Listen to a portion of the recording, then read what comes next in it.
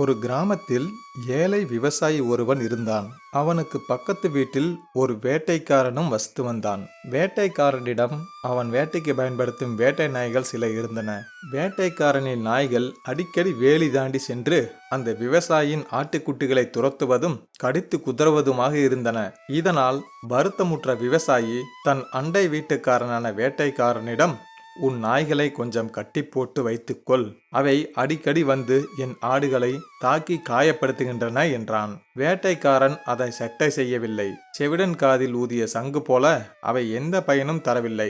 இந்த நிலையில் மீண்டும் ஒரு முறை இதேபோல் நாய்கள் வேலி தாண்டி வந்து பட்டிக்குள் புகுந்த ஆட்டுக்குட்டிகளை கடித்து குதறின.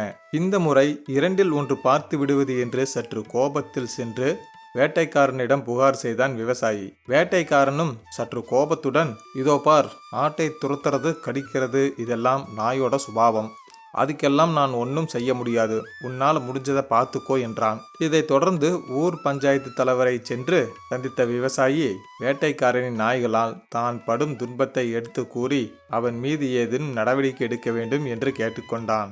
முன்பொரு முறை பஞ்சாயத்து தலைவரின் மகளை ஒரு சிறிய விபத்திலிருந்து விவசாயி காப்பாற்றி இருப்பதால் பஞ்சாயத்து தலைவருக்கு விவசாயி மீது பெரும் மதிப்புண்டு. விவசாயிக்கும் வேட்டைக்காரனுக்கும் இடையே உள்ள பிணக்கை பற்றி விசாரித்து தெரிந்து கொண்ட பஞ்சாயத்து தலைவர், என்னால் பஞ்சாயத்தை கூட்டச் செய்து அந்த வேட்டைக்காரனை தண்டித்து அபராதம் விதித்து அவனது நாய்களை கட்டி போடச் செய்ய முடியும்.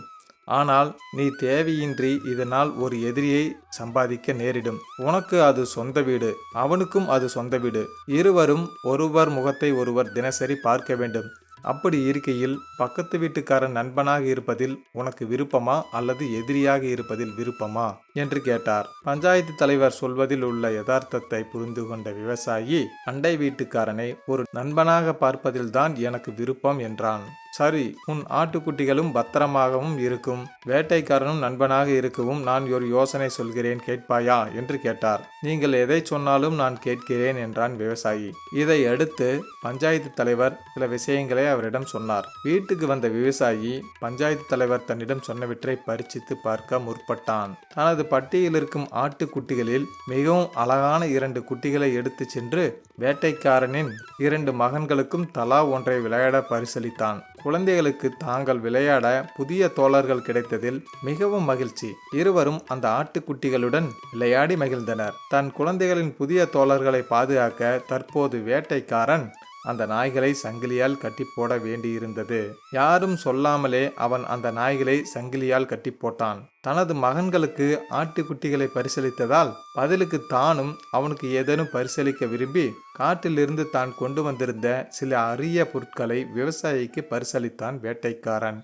ஆக இருவருக்குள்ளும் நல்லுறவு வளர்ந்து நாளடைவில் நல்ல நண்பர்களாகிவிட்டனர். நம்மிடம் நியாயம் இருக்கிறது என்றோ நம்மிடம் வலிமை இருக்கிறது என்றோ வீணாக எதிரிகளை சம்பாதித்து கொள்ளவே கூடாது. இன்னும் நிறைய கதைகளை பார்க்கலாம். லைக் பண்ணுங்க, கமெண்ட் பண்ணுங்க, ஷேர் பண்ணுங்க, சப்ஸ்கிரைப் பண்ணுங்க.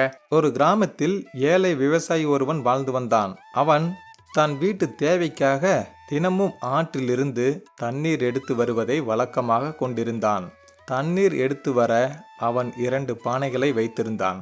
அந்த பானைகளை ஒரு நீளமான களியின் 2 முனைகளிலும் தொங்கவிட்டு களியை தோளில் சுமந்து செல்வான். 2 பானைகளில் ஒன்று சிறிய ஓட்டை இருந்தது. அதனால் ஒவ்வொரு நாளும் வீட்டிற்கு வரும்பொழுது குறையுள்ள பானையில் பாதியளவே நீர் இருக்கும். குறையில்லாத பானைக்கு தன் திறன் பற்றி பெருமை. குறையுள்ள பானையை பார்த்து எப்பொழுதும் அதன் குறையை கிண்டலும் கேலியும் செய்து கொண்டே இருக்கும். இப்படி 2 வருடங்கள் கழிந்துவிட்டன. குறையில்லாத பானையின் கேலியை பொறுக்க முடியாத பானை அதன் எஜமானை பார்த்து பின்வருமாறு கேட்டது. ஐயா, என் குறையை நினைத்து நான் மிகவும் கேவலமாக உணர்கிறேன். உங்களுக்கும் தினமும் என் குறையால் வரும் வழியெல்லாம் தண்ணீர் சிந்தி உங்கள் வேலைப்பளு மிகவும் அதிகரிக்கிறது. என் குறையை நீங்கள் தயவு கூர்ந்து சரி செய்யுங்களேன். அதற்கு விவசாயி, பானையே, நீ ஒன்று கவனித்தாயா? நாம் வரும் பாதையில் உன் பக்கம் இருக்கும் அழகான பூச்செடிகள் வரிசையை கவனித்தாயா? உன்னிடமிருந்து தண்ணீர் சிந்துவது எனக்கு முன்னமே தெரியும். அதனால்தான் வழி நெடுக நான் பூச்செடி விதைகளை விதைத்து வைத்தேன். அவை நீ தினமும் சிந்திய தண்ணீரில் இன்று பெரிதாக வளர்ந்து எனக்கு தினமும் அழகான பூக்களை அளிக்கின்றன. அவற்றை வைத்து நான் என்னுடைய வீட்டை அலங்கரிக்கிறேன். மீதமுள்ள பூக்களை விற்று பணம் சம்பாதிக்கிறேன். இதை கேட்ட பானை கேவலமாக உணர்வதை முற்றிலும் நிறுத்திவிட்டது. அடுத்தவர் பேச்சை பற்றி கவலைப்படாமல் தன் வேலையை கருத்துடன் செய்ய தொடங்கியது.